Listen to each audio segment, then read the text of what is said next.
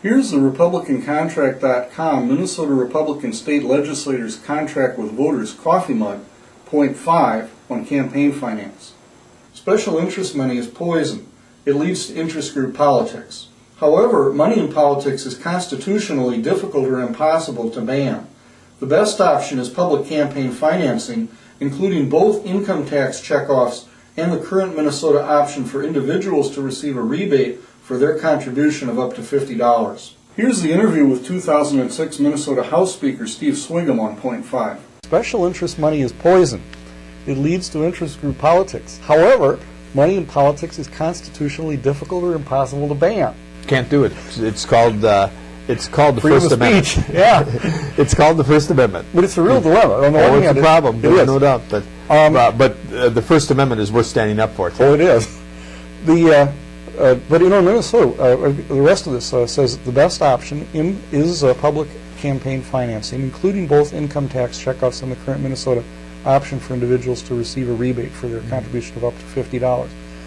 The Internet offers a great opportunity to break down money-driven politics. What do you think about that in particular? What do you think might be happening in politics with the Internet, the ability to have video distributed over the Internet, which sounds like it's happening this year in terms of bandwidth? I think the Internet allows the opportunity for great information and facts to get out there. I think it allows the opportunity for more informed voters because of the access to information, access to votes, access to positions. I'm not sure exactly how that relates to the money, because obviously people who run for office still want to get their message out through the radio, through TVs, through direct mail, through buying gas, so you can go to one end of the district to the other to knock on doors. I mean, those are all very important. I personally, in my campaign, don't accept special interest monies. I accept no PAC monies. Swigum Volunteer Committee that has turned back, in the number of years I've served, we're over $250,000 that have turned back to special interest groups. Now, that doesn't mean they're bad, because I think everybody watching this video today, tonight, whenever they're watching, Bob, I think every one of them, citizens, including myself, including my wife, I can point to a special interest they have. Either they're a firefighter, and they're represented down here at the Capitol by the State Firemen's Association, or they're a policeman and they're represented here by the Peace Officers Association, or they're a teacher and represented by Education Minnesota, or they're a farmer and represented by Farm Bureau, or they're a rural person and represented by the Rural Education Association, or they happen to be from the Minneapolis area and they're represented by the Minneapolis Education Association. I think every person watching this has certain interests, and those interests are represented here at the Capitol. I don't think that that's bad in itself. The money sometimes gets to be questionable because it seems like you're almost buying votes, you're almost buying access, or you're buying positions of people who will want to be your pawns. Special interest groups, they'd love to control me or any other legislator, because they'd love to have pawns down here voting for them, right? That they can control. I refuse to be a pawn of anybody, as you can probably tell right now. And it seems to me it's much more of a problem at the national level. Because the money is bigger, Bob. Yep. The money's bigger, different size. In Minnesota here, every campaign for the House of Representatives, the maximum amount you can spend is like $28,000, whatever. And most of us spend far less than that. Now, for the House and the Senate, there are these maximum spending limits and the public financing and the $50 checkoff. Right. My understanding is that almost all the legislative campaigns are within those limits, so they're following those rules. In fact, I can tell you all Republican campaigns have been within those limits. The only ones to exceed them have been Democrats, have been out trying to buy offices or spend more than the campaign limit.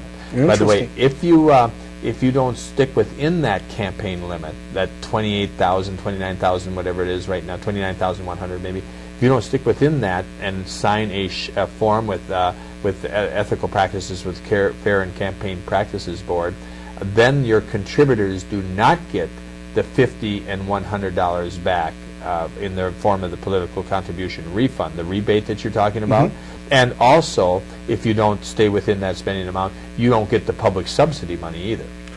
So would you, fair to say that you think that that is, as a system for public financing, is working pretty well at the state level? I think it's working pretty well. I think it allows every individual an opportunity to participate in the process, you know, with the credit that we have.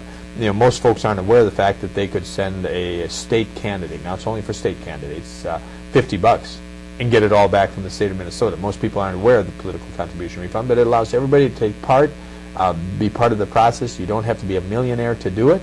And I think that it's a pretty grassroots type of campaign fundraising, which is pretty important in Minnesota. Now, I will also tell you, Bob, from my perception, I don't want to go to full 100% public funding of campaigns either. I think full 100% public funding of campaigns kind of erodes a little bit the credibility or the respect that an individual should get from voters in order to run for office. So I raise, personally, most of us in the legislature here raise maybe half of our money in relationship to the public subsidy agreement or PAC funds. I don't take any of those, and then the rest comes from individuals. It seems to me that that is going pretty well at the state level. Obviously, there's a concern now with the Attorney General's race, but by and large, it seems like it's going pretty well at the state level. Is the Attorney General's race going to blow out the spending limit? I've heard, my understanding is both of the candidates are not going to be abiding by the limits now. Is that right? My understanding is, and I could be wrong, that Mr. Intenza, the Democratic Attorney General candidate, of course, he has significant resources, significant. He actually contributed hundreds of thousands of dollars to his caucus effort last year, Democratic caucus effort.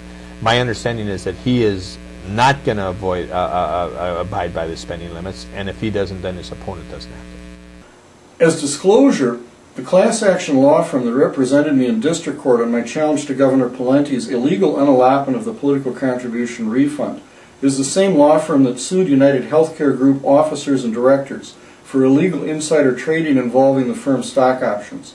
According to the Pioneer Press, Matt Intenza's wife, Lois Kwong, was one of 18 officers and directors of United Healthcare Group named as defendants in that lawsuit. I have no reason to think there was any relationship between the law firm's decision to represent me in the United Healthcare Group lawsuit.